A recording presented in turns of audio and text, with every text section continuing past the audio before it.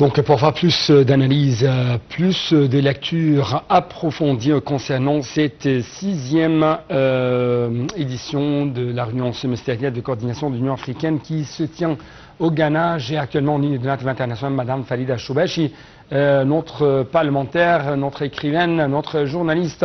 Madame Farida Choubechi, vous êtes toujours la bienvenue sur l'International international.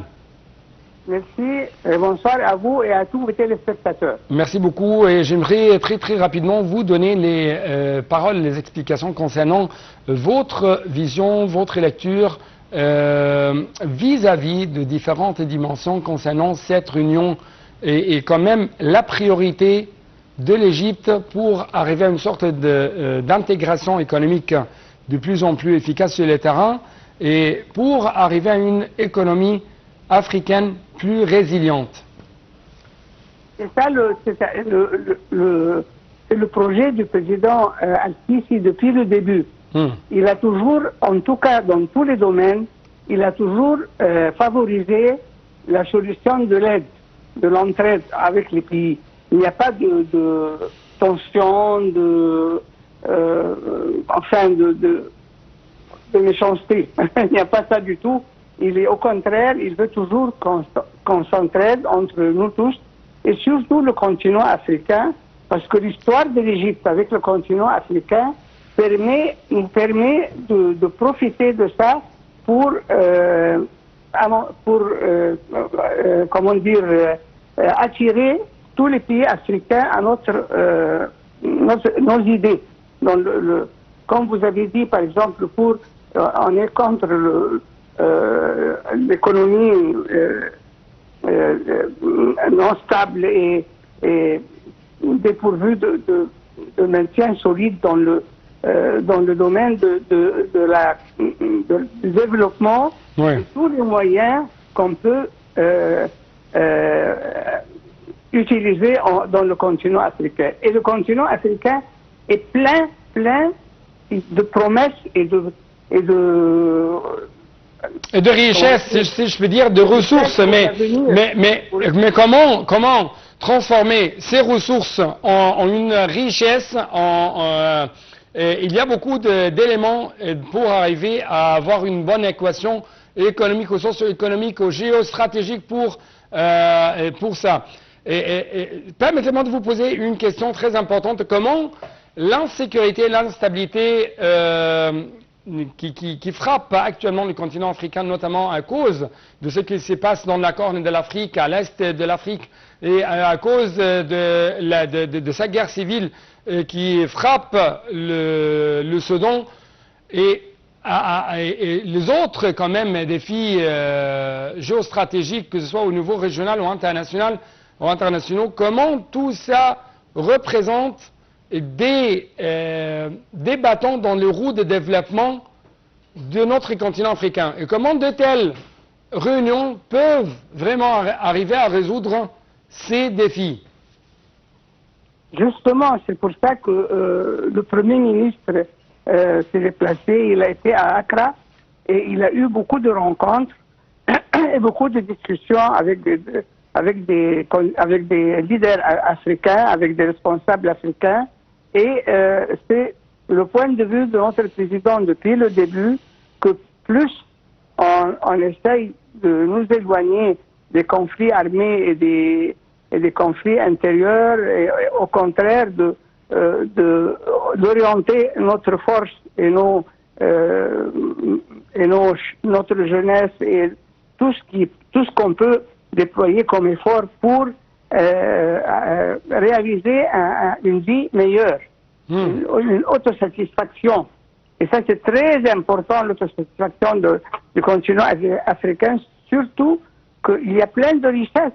C'est-à-dire on peut exploiter les richesses que nous pouvons exploiter, et sinon, il y a des investisseurs qui peuvent exploiter d'autres richesses, et puis nous pouvons aussi exporter, pas seulement utiliser et consommer. Nous pouvons exporter et ça va changer la vie de notre continent. Madame Farida Choubechi, je dois m'opposer un peu à ce que vous avez dit malheureusement, l'Afrique ne dispose pas beaucoup de richesses, mais plutôt dispose de beaucoup de ressources. Et pour arriver à une sorte de transformer ces ressources en tant qu'une richesse, il y a ce qu'on appelle l'infrastructure, la bonne infrastructure sophistiquée. Une chose qui ne se trouve pas malheureusement au sein de notre continent africain. Non, nous sommes, je n'ai pas nié, c'est vrai, nous avons des matériaux, des matières premières très importantes, et parfois des matières premières qui ne sont nulle part ailleurs qu'en Afrique. Et c'est ça notre atout. C'est-à-dire nous pouvons exploiter tout ça dans le sens du bonheur de notre peuple et des peuples africains, le continent, au lieu d'essayer d'exploiter les richesses de notre pays, de le voler, si on peut dire. Non, au contraire, il faut justement, qu'on arrive à un accord global, que l'entraide et l'échange de capacités, de renseignements, tout ce que parce qu'il y a des gens dans le pays qui sont plus forts que d'autres, par exemple. Ouais. Par exemple, en Égypte, pas tout le monde est un savant. Il y a des savants qui sont formidables. Alors là, il faut chercher les points forts dans notre continent pour justement arriver à le faire sortir de cette phase pas très bonne, surtout comme vous l'avez annoncé, à cause des guerres. Oui, Madame Farida Choubachi, ma dernière question porte sur, toujours il y a une lutte contre les colonialistes et les néocolonialistes, ainsi de suite. Mais quand même aujourd'hui, on trouve qu'il y avait des discours prononcés par exemple le président de Ghana ou par Moussa Faki, ainsi de suite, le commissaire africain. Ils ont souligné qu'il y a beaucoup d'afflux quand même fuites monétaires illégales hors de notre continent africain. Vous êtes une parlementaire. Comment nous pouvons freiner, je ne veux pas dire arrêter, je ne veux pas dire mettre fin, mais quand même freiner de telles pratiques illégales? Il faut s'opposer, il faut défendre les intérêts d'un peuple. Il ne faut pas laisser des gens qui n'ont pas un brin de conscience ou qui sont, je ne sais pas, ils sont peut-être anti-africains. Il ne faut pas les laisser. Il faut qu'on leur montre qu'on est éveillé, qu'on connaît ce qu'ils font et que nous n'acceptons pas telle ou telle pratique. Et au contraire, nous proposons telle ou telle pratique qui seront dans l'intérêt de notre continent. Oui. Madame Farida Choubachi, mais je sais que vous êtes très occupée, c'est pourquoi permettez-moi de vous dire merci beaucoup pour votre coopération, votre gentillesse et quand même pour votre éclaircissement.